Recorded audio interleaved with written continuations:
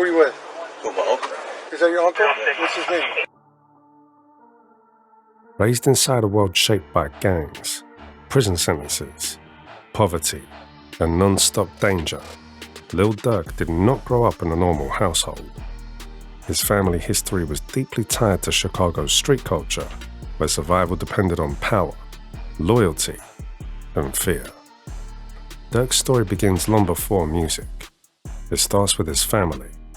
They said, listen, don't nobody know that we got you right now. His father, Dante Big Durk Banks Sr., was a powerful and feared figure in Chicago's street world. He ran a massive crack cocaine operation that controlled large parts of the South Side. His name carried influence, fear, and respect, making him a central figure in local gang activity. So soon as I was walking up the stairs to go through the doors, the feds was coming out the door and they grabbed me right then and there. Big Durk was eventually arrested by federal authorities and charged with running a large-scale drug network tied to organized street gangs. During police raids, investigators reportedly recovered over $1 million in cash and nearly 10 kilograms of cocaine. The evidence painted a picture of a criminal empire that operated at the highest level. In court, Big Durk received a life sentence, later reduced to more than 20 years in federal prison. His incarceration removed him completely from his children's lives and shattered the family structure overnight. Without their father, the family lost protection, income, and leadership.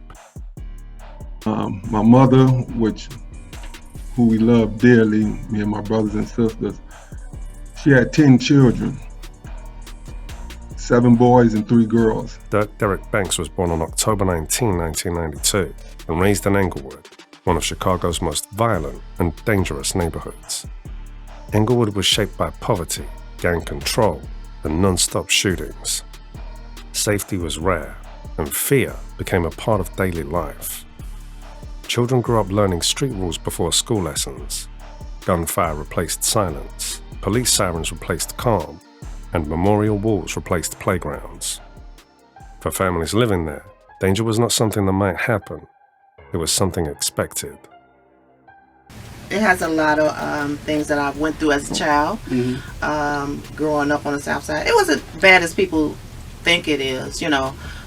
We have just different situations. We still have the gangs. Durk's mother, LaShonda Woodard, known as Mama Smirk, became the emotional backbone of the family. With Durk imprisoned, she raised the children alone while struggling to survive financially. At one point, as many as 10 family members lived together in a small 3-bedroom apartment, sharing tight space and limited resources. Food shortages were common, electricity shutoffs happened often, eviction threats loomed constantly. Still, Woodard worked tirelessly to keep her children safe, fed, and focused, even when the odds were against her. The family's home, known by the address 7220 South Halsted Street, became a powerful symbol of their struggles.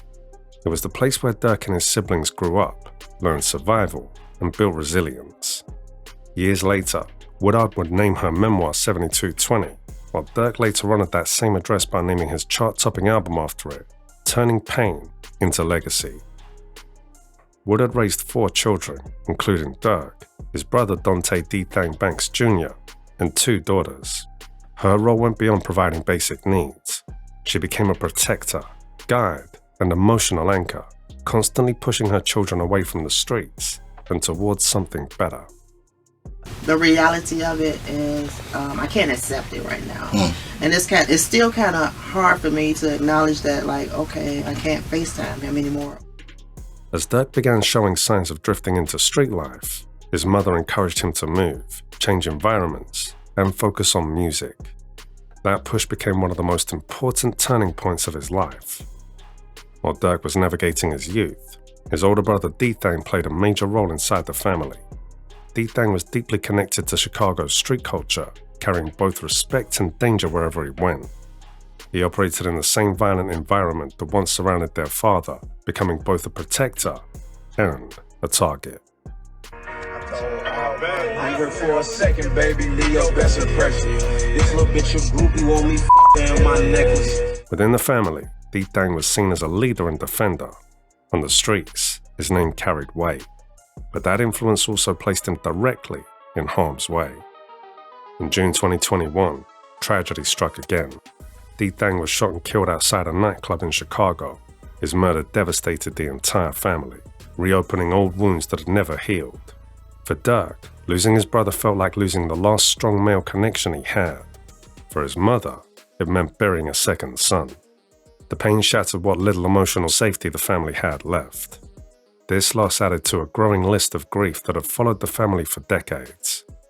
Friends, relatives, and loved ones continued to fall victim to Chicago's cycle of violence, reinforcing the reality that survival was never guaranteed. Durk's music slowly became a reflection of that pain. His lyrics spoke about fear, exhaustion, heartbreak, and emotional isolation. His songs were shaped by real funerals, real hospital visits, and real loss. But behind the artist stood a family that had already endured more tragedy than most could survive. Durk's cousin Newski, okay, aka OTF Nunu, okay, he would have been 33 years old in the last week. Obviously, he passed away quite some time ago, but the federal authorities have come down on a gang known as Face World 079, one of Chicago's most dangerous sets. One of the deepest emotional blows came earlier, in 2014, when Durk's cousin and close collaborator, OTF Newski, was murdered.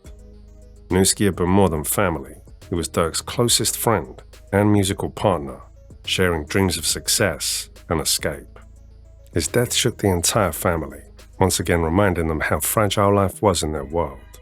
For Durk, this loss triggered deep depression, emotional shutdown, and growing paranoia. As Durk's fame grew, his family faced increasing attention from both rivals and law enforcement. Police surveillance followed his movements, while street threats multiplied. Home invasions, shooting attempts, and violent confrontations became part of daily reality, keeping the entire family in constant fear. Success did not bring safety, it brought exposure. Every milestone raised the danger level, making protection, loyalty, and trust matters of survival rather than comfort. And he'll tell me something so that I could just shut up. And he'd be like, okay, Mom, well, no, I'm going to do this, I'm going to do that. And I tell him just to change up your lyrics, do something different. Nobody wants to hear about someone's child that, passed away. Throughout all of this, Mama Smirk remained the emotional center of the family. After decades of struggle, she transformed her pain into purpose, becoming an author, community leader, and mental health advocate. In 2020, she founded Wu's Helping Hand, a non-profit organization that provides clothing, food, and essential supplies to families in the Chicagoland area. Her mission became helping others survive the same hardships she once faced. She also spoke openly about surviving sexual assault, depression, and anxiety, encouraging open conversations about trauma and healing in communities often forced to suffer in silence. Her strength became the emotional foundation that allowed Durk and his siblings to survive. When Big Durk was finally released after nearly 2 decades in prison, the reunion with his family was emotional and complex. A father returned to children who had grown into adults shaped by struggle, pain, and survival instincts. Into a car and shot me down there on Van Bruin to the federal court building.